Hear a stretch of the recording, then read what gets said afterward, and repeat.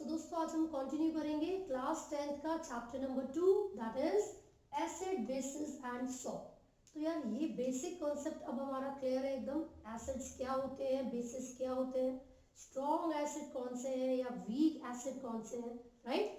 But आज की class में मैं आप लोगों को समझाने जा रही हूँ जब ये केमिकल प्रॉपर्टीज शो करेंगे, लाइक जब एक एसिड एक बेस के साथ रिएक्ट करेगा तो क्या प्रोडक्ट्स आएंगे, जब एक एसिड एक मेटल के साथ रिएक्ट करेगा या मेटल ऑक्साइड के साथ या फिर मेटल कार्बोनेट के साथ, तो क्या क्या प्रोडक्ट्स यहाँ पर बनेंगे। ठीक है, चलो फटाफट से देख लेते हैं। सबसे पहले हम यहाँ पर बात कर रहे हैं जब भी एसिड रिएक्ट करेंगे किसी बेस के साथ, जब भी कोई एसिड किसी बेस के साथ रिएक्ट करेगा तो दो प्रोडक्ट्स आपको मिलेंगे। वो क्या क्या होंगे बच्चों? वो है सॉल्ट एंड वाटर। क्या क्या हमें मिलने वाला है? Salt and water. अब यार ये तो इक्वेशन के थ्रू भी समझ सकते हैं हम। देखो जरा, एक स्ट्रॉन्ग एसिड मैंने यहाँ पर ले लिया HCl, एक स्ट्रॉन्ग बेस मैंने यहाँ पर ले लिया NaOH, और जब ये दोनों आपस में रिएक्ट करेंगे तो क्या बनेगा? NaCl, और क्या रिलीज हो जाएगा बच्चों? H2O, that is water. ठीक है, लेकिन ये तो हमें रट गया, ये तो हमें पता चल गया। बट अगर आपसे ये पूछ लिया जाए कि जो सॉल्ट यहाँ पर बना है उसकी पीएच क्या होगी। अभी पीएच क्या होता है? पीएच एक स्केल है, it is a sort of indicator जिससे हमें ये पता चलेगा कि कोई भी एक सॉल्यूशन वो एसिडिक और बेसिक, चलो वो तो हमें पता है कि वो एसिडिक है या बेसिक है, बट वो स्ट्रॉन्ग एसिड है या वीक, वो स्ट्रॉन्ग बेस है या वीक, ये पता लगाने के लिए हम पीएच का इस्तेमाल करेंगे, है ना। तो मान लीजिए कोई अगर आपसे पूछे कि यहाँ पर जो सॉल्ट बना है उसका नेचर कैसा है, वो एसिडिक है, बेसिक है या न्यूट्रल, तो आप बताइएगा। जब भी कोई स्ट्रॉन्ग एसिड किसी स्ट्रॉन्ग बेस के साथ रिएक्ट करेगा तो यहाँ पर जो सॉल्ट प्रोड्यूस होगा वो न्यूट्रल होगा। ठीक है, बट अगर कभी कोई स्ट्रॉन्ग एसिड रिएक्ट करेगा किसी वीक बेस के साथ तो हमेशा यहाँ पर जो सॉल्ट आने वाला है बेटा उसका नेचर एसिडिक होगा, उसका नेचर एसिडिक होगा। ठीक है, सेम विद द बेस। अगर कोई वीक एसिड है और वो वीक एसिड रिएक्ट करेगा किसी स्ट्रॉन्ग बेस के साथ तो जो सॉल्ट यहाँ पर बन के आएगा बच्चों उसका नेचर क्या हो जाएगा? बेसिक। अरे खुद सोचो ना, कौन ज्यादा ताकतवर है? यहाँ पर एसिड ताकतवर था तो सॉल्ट का नेचर एसिडिक हो गया, यहाँ पर बेस ताकतवर है तो सॉल्ट का नेचर बेसिक हो गया, और पानी तो हमारा बेचारा पानी है। ठीक है जी, ऐसे। तो ये आपको याद हो गया है। आगे देखते हैं। पहला case, when acid reacts with a base it produces salt and water. दूसरा केस, यहाँ पर नंबर 1 डाल लेते हैं। दूसरा केस, जब एक एसिड रिएक्ट करेगा किसी मेटल के साथ तो क्या बनेगा बच्चों? एक तो यहाँ पर सॉल्ट बनेगा और दूसरा यहाँ पर हाइड्रोजन गैस रिलीज हो जाएगी। अब कैसे पता चलेगा? बिना इक्वेशन के तो हमें पता ही नहीं चलता। हमने क्या किया, यहाँ पर एक एसिड ले लिया HCl। अब बच्चे कहते हैं मैम अब HCl ही लेती हो हमेशा, चलो दूसरा ले लेते हैं, H2SO4 ले लो, चलो स्ट्रॉन्ग एसिड ले लिया H2SO4। कोई भी मेटल ले लीजिए, सोडियम पोटेशियम जिंक, कोई भी, Zn ले लेते हैं लेट्स से। तो जब ये आपस में रिएक्ट करेंगे तो यहाँ पर क्या बनेगा? एक सॉल्ट बनेगा ZnSO4, और क्या रिलीज हो गया बच्चों? Hydrogen gas. क्या रिलीज हो गया? Hydrogen gas. इससे हमें पता चला जब भी कोई एसिड किसी मेटल के साथ रिएक्ट करेगा तो salt and hydrogen gas produce हो जाएगी। क्लियर हो गई बात?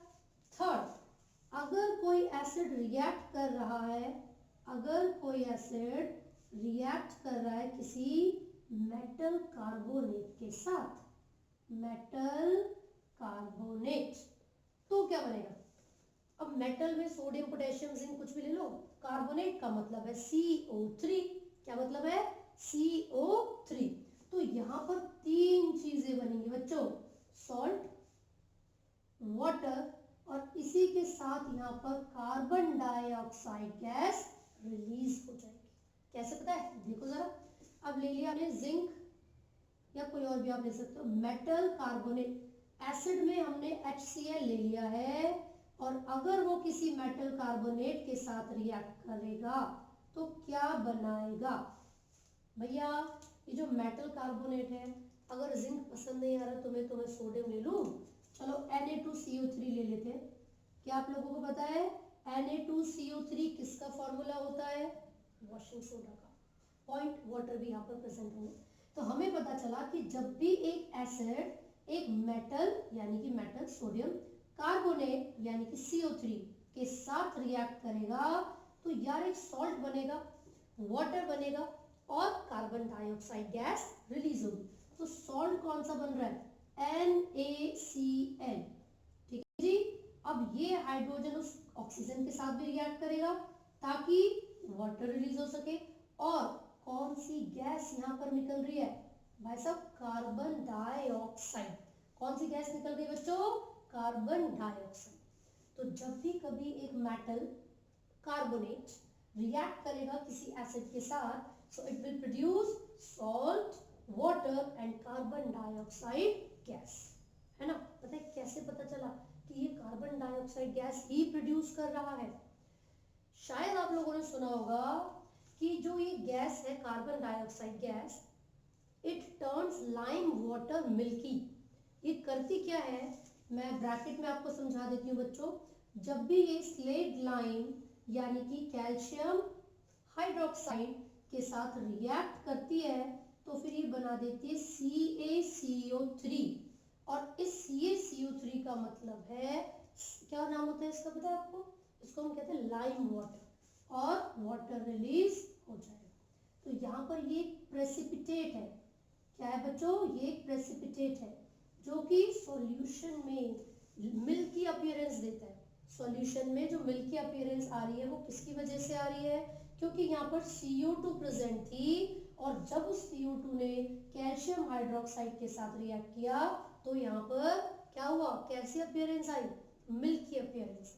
और ये नीचे सेटल डाउन हो गया, मतलब इनसॉल्युबल प्रेसिपिटेट। मास जो बना है उसको हम कहते हैं प्रेसिपिटेट, जो सॉल्यूशन में नीचे जाके सेटल हो जाता है। ठीक है।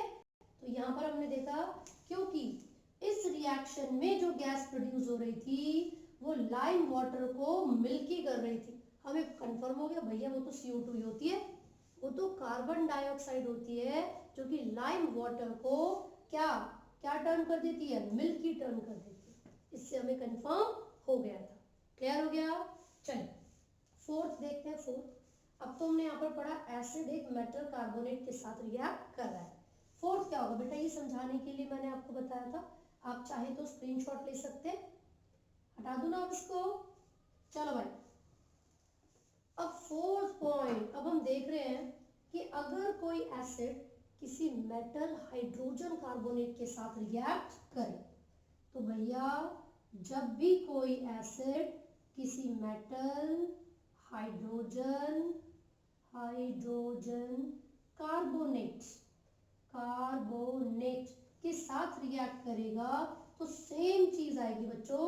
एक सॉल्ट आएगा, वाटर आएगा, plus carbon dioxide gas release हो जाएगी। अब इक्वेशन से समझ लीजिए, HCl प्लस NaHCO3। ठीक है। तो अगर वो वॉशिंग सोडा है तो ये क्या है? Baking soda. और यहाँ पर इनके रिएक्शन होने के बाद हमें वही तीन चीजें मिल रही हैं सेम। वो क्या है बच्चों? Salt, water and carbon dioxide. यहाँ पे कैसे पता चला कि कार्बन डाइऑक्साइड आई है? Same reaction. यही वो गैस है जो लाइम वाटर को मिल्की कर देती है। ठीक है। तो ये चारों इक्वेशंस आपको पता होनी चाहिए कि जब भी एसिड बेस के साथ रिएक्ट करेगा तो क्या बनाएगा? मेटल के साथ रिएक्ट करेगा मेटल, तो कौन सी गैस रिलीज हो रही थी? कार्बोनेट के साथ रिएक्ट करेगा तो कौन सी गैस रिलीज हो रही थी?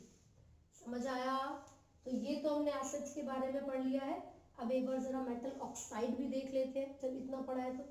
ठीक है बच्चों, ये मैं रब कर देती हूँ, चलो मैं इधर बना देती हूँ। 4 हो चुका है।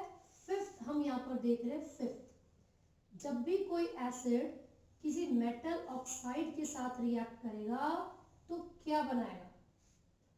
Metal oxide. तो बच्चे दो ही चीज यहाँ पर बनेंगी और वो है सॉल्ट एंड वाटर। क्या है वो? Salt and water. तो देखिए, let's say it was HCl, it was ZnO, ठीक है। ये अगर आपस में रिएक्ट कर रहे हैं तो यहाँ पर बनेगा ZnCl2 प्लस वाटर यहाँ पर रिलीज हो जाएगा। तो सॉल्ट एंड वाटर ही बन रहा है जब भी कोई एसिड रिएक्ट कर रहा है किसी मेटल ऑक्साइड के साथ, ठीक है। अब यहाँ पर पता चला कि जो मेटल ऑक्साइड्स होते हैं, मेटल ऑक्साइड्स, वो बेसिक ऑक्साइड्स की तरह रिएक्ट करते हैं। बेसिक ऑक्साइड्स क्या होते हैं? जो मेटल ऑक्साइड्स है उनका नेचर कैसा है बच्चों? बेसिक नेचर है, ठीक है। तो ये आप लोग याद रखिएगा। क्यों? क्योंकि जब एक एसिड एक बेस के साथ रिएक्ट कर रहा था तब भी तो यही बन रहा था, सॉल्ट एंड वाटर। तो जब यहाँ पर एक एसिड एक मेटल ऑक्साइड के साथ रिएक्ट कर रहा है तब भी सॉल्ट एंड वाटर बन रहा है। इसका मतलब क्या हुआ? This metal oxide here reacts या फिर acts as basic oxide। ये बच्चों मस्त एकदम समझ आया। तो हमने पढ़ा कि एसिड्स किस किस तरीके से रिएक्शन परफॉर्म करते हैं डिफरेंट मॉलिक्यूल्स के साथ। तो यहाँ तक बहुत अच्छे से पढ़ के रखना। कोई भी डाउट्स होंगे तो कमेंट्स में पूछिएगा, ठीक है बच्चों। All the best, bye bye.